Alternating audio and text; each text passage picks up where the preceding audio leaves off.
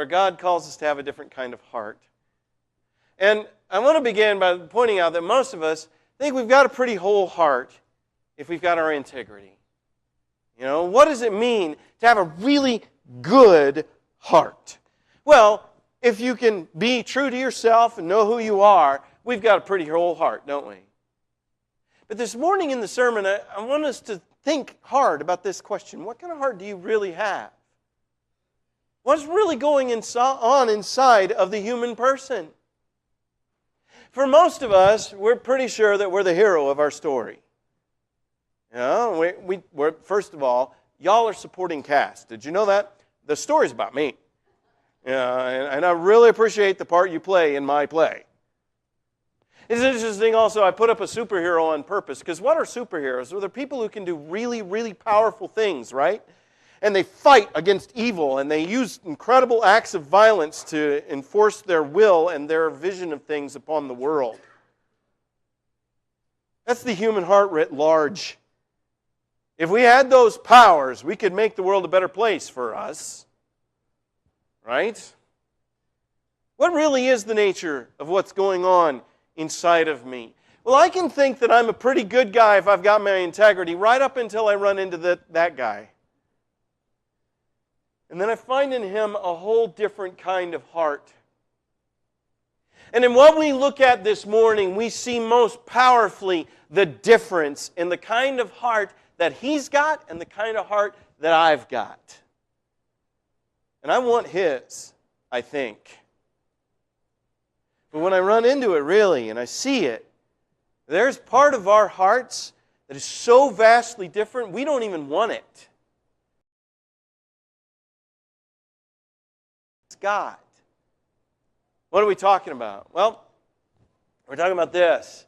You've heard that it was said, an eye for an eye and a tooth for a tooth, but I say to you, do not resist a person who is evil. And immediately, we see that he is absolutely crazy. That is nuts. Don't offer resistance to the evil. But okay, maybe that's theoretical. No, if someone strikes you on one cheek, turn to them the other as well.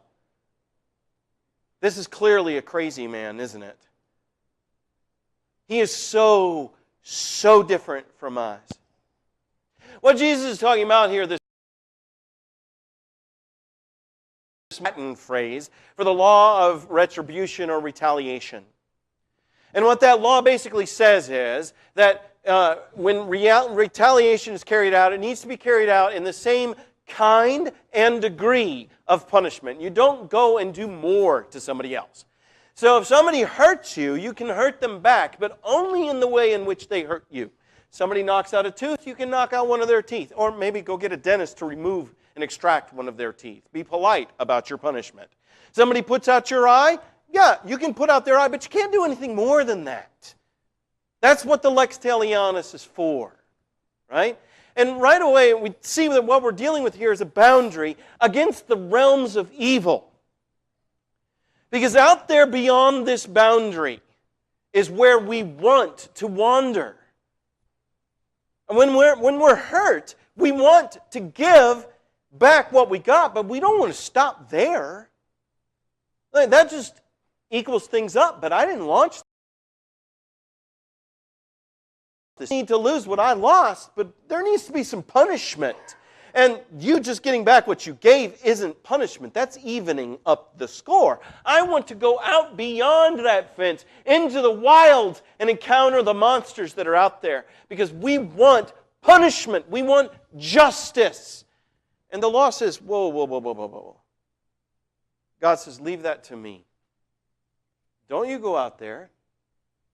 Little kid on a playground gets punched in the face. What do? They pummel the other guy. They don't give back one punch. They punch as long as they can still stand until someone pulls them off, right? Why? Because our heart doesn't just want to get even. It wants to punish. And the lex talionis says, okay, if you have to do this, okay, fine, go this far and no further. Why that's the case. You know, Even law codes outside of Deuteronomy in the ancient world contained the lex talionis. You see that in the Code of Hammurabi. It's out there in the ancient world. Go this far, but don't go any further than that. Well, why? Because if you do, then we all end up blind. You put out my eye, I put out both of yours. Well, your brother then comes to find me, and I've only got one. And then my brother goes to find them. And then we all end up toothless and blind, eating soup if we can find it. Okay? And so we can figure this out. But here's the thing about this law. It can restrain me, and I can come to know that it's right. It can restrain my heart and keep me from running off into evil. But what it can't, it comes to me as instruction saying, don't do that. Now I can hear it and say, okay. But when you hurt me, what does my heart want to do? Well, I mean, whenever somebody has a spear thrown at them, everyone knows exactly what you do. You dodge, and then you go get it, and you chuck it back. Everyone knows that. Except for that guy. That guy standing up in the mountain who knows something else. Can my heart change from this? Well, not on my own it can't. And the law won't do it. I just need something more than the law if I'm going to become more than a broken person. Because this is what's in my heart. That fury. How dare you? Don't you know? How could you do that? It was wrong.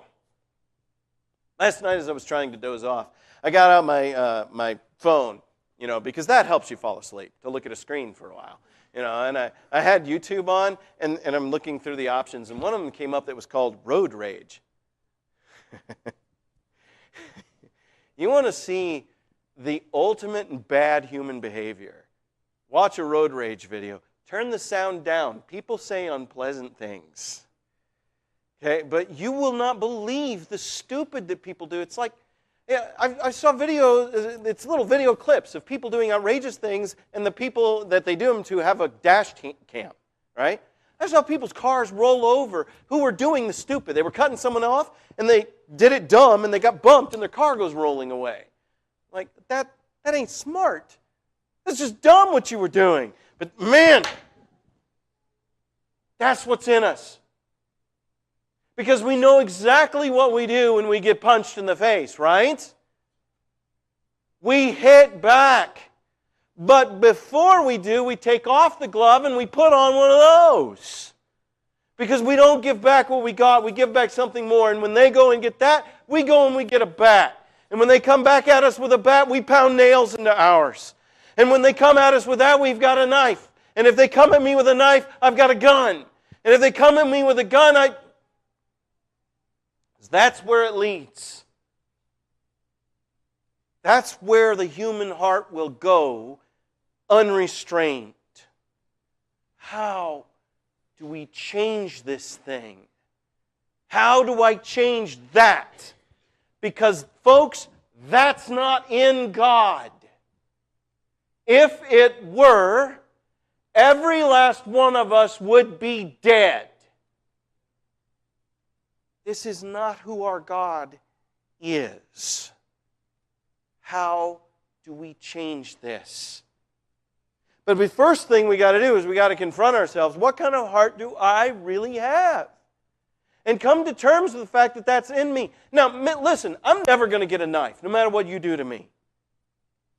Because I'm too afraid. But you speak badly to me, and I got to work through it. You don't even have to come in with a knife. Because we're fallen humans, aren't we? What's really in us? And what's supposed to be in us? Well, but wait a minute, though, Ethan. Jesus, don't we have to fight back? Don't we have to stand up for ourselves? After all, if we don't... By the way, if you haven't handed those pieces of paper to the center, if you do that now, because my boys are about to start coming and picking them up. But if we don't stand up for ourselves, what happens? What happens? When there's great power in the hands of others, and they're willing to use it to hurt you and do wicked things to you, if you don't stand up, if you don't fight back, then what happens? It wasn't so many years ago when we saw an example in this country of what happens, was it? Wasn't that long ago at all.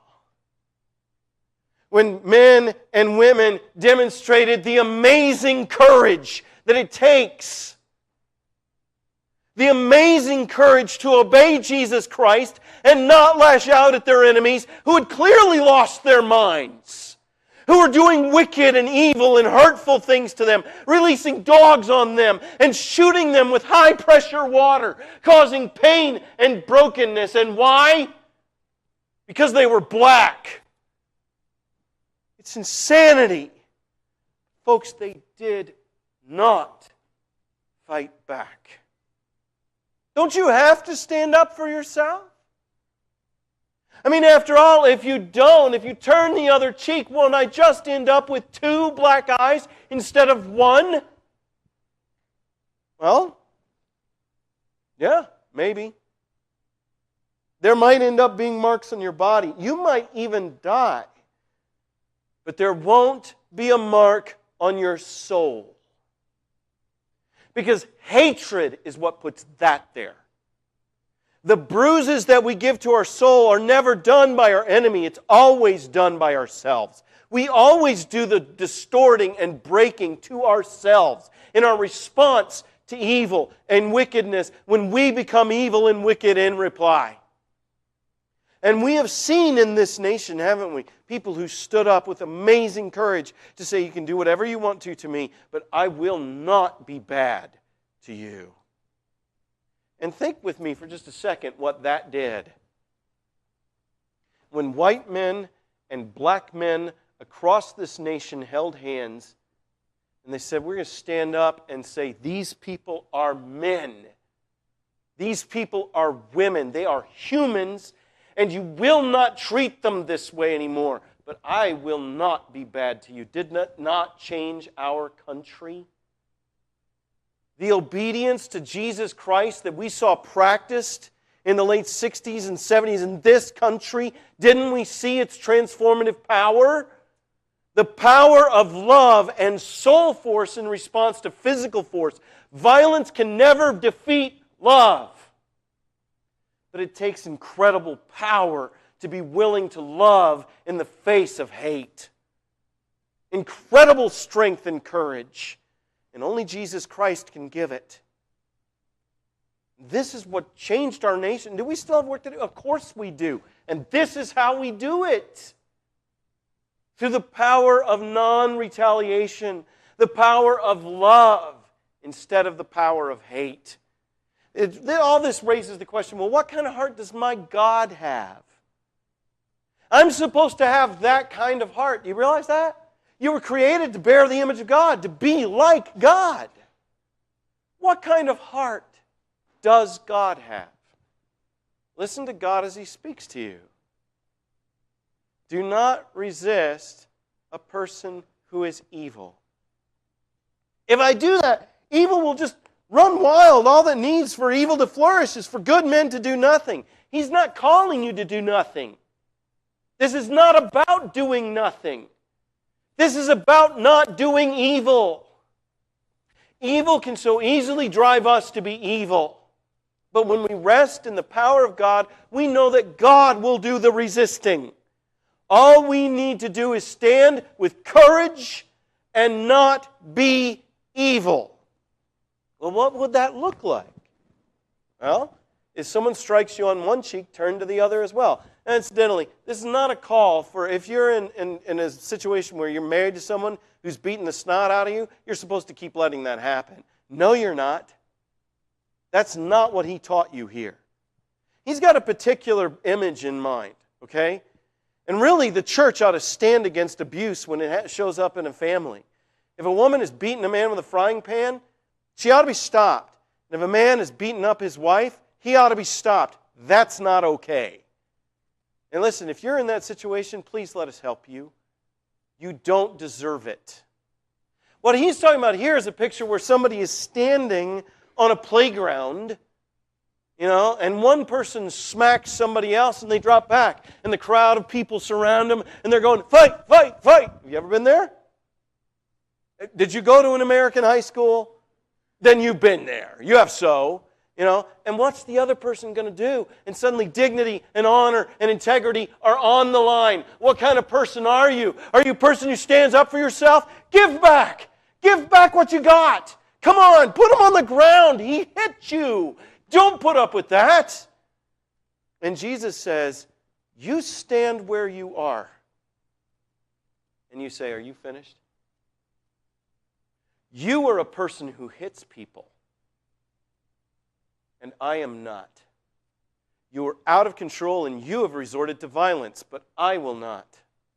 I am good and you are bad. Is this who you want to be? By the way, I got to reiterate, that is so different from domestic violence. That's the picture Jesus has in mind. She's hurting. This is what it means to be a person of holiness and integrity, who refuses to be violent when violence is done. If someone sues you to take your tunic, give them your cloak as well. What's your tunic? It's your inner garment. It's what you wear underneath your cloak. Okay? The law of Deuteronomy would tell people, don't ever take somebody's tunic. It humiliates them. It shames them. And very often a poor person only has one. But they go and they use the courts of law and they're going to hurt this person. They're going to take your tunic. And let them have it. A person is behaving evilly, in fact, demonstrate it, stand naked before them and say, you are a person who will oppress the poor and make them naked. But I am not. I will not hurt you. I will not hurt you. But you have to deal with what you are and who you have become. Or if someone compels you to go with them 1 mile, go with him 2 miles. Remember, an ancient Roman soldier could make you carry his bag 1 mile, but that's it. That's all the Roman, because beyond that would be an oppressive thing, and then the Roman government wasn't interested. But they were interested in their soldiers being able to move rapidly, so they could conscribe a civilian into that kind of military service and force them to carry that 80, 90-pound pack 1 mile. That's it. And he's saying, you serve your oppressor. In all 3 cases, what you've done is you have stripped the power from the other person. Because the other person is driving you to be evil, driving you to hate them back. And you're saying, I won't do that. Because that's not who I am. That's not the heart. Not only that, but you have revealed to the other person their nature. You have shown to them you are a person who would oppress and mistreat people, but I am not. And your life calls to them, do you really want to be this? Is this who you want to be? And how you want to behave? He said, that'll never work. We saw it work. Remember the civil rights movement. This was at the core of it.